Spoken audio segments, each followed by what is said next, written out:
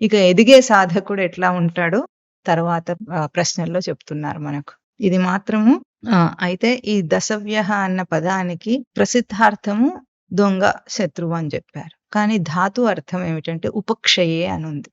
దసు ఉపక్షయే ధాతువు చూపించారు.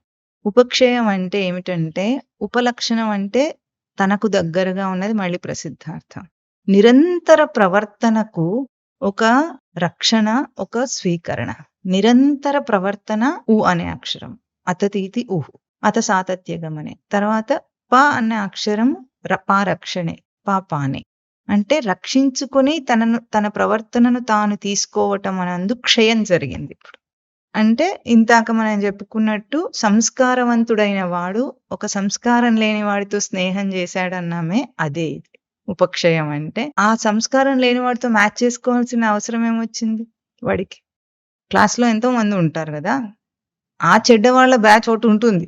అల్లరి బ్యాచ్ ఒకటి ఉండదు. చెడ్డవాళ్ళది.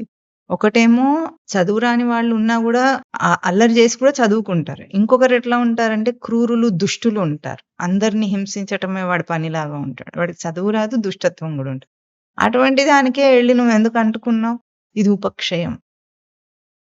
ఈ ఉపక్షయమునందు విషయ వాసనలు, కువాసనలన్నీ గూడా ఎందుకట్లా జరిగిందంటే వీడికి పాపం అట్లాంటిది లేదు సంస్కారంలో డిఫెక్ట్. కానీ ఏ ఒక్క వాసన ఉండుంటుంది ఆ జీవుడికి.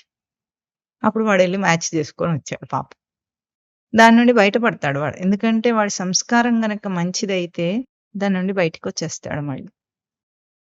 ఎటువంటి చెడు అలవాట్లు చేసుకున్నప్పటికీ గూడా అది తన నిజ సంస్కారం కాదని తెలుసుకొని వాడు బయటికొస్తాడు తప్పకుండా.